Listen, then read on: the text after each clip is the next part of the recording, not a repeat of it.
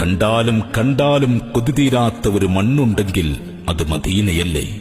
എത്ര കേട്ടാലും മതിവരാത്ത ഒരു കിസ്സയുണ്ടെങ്കിൽ അത് ലോകനായകന്റെ ചരിത്രമല്ലേ?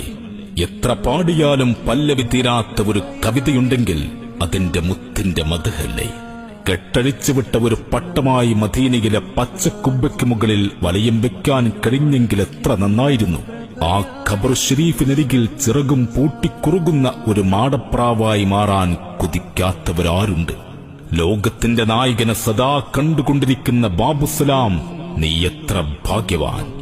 പ്രാണനാണ് ഹബീബ്, പ്രണയമാണ് ഹബീബ്, പ്രകാശമാണ് ഹബീബ്, പകരമില്ല ഹബീബിന്.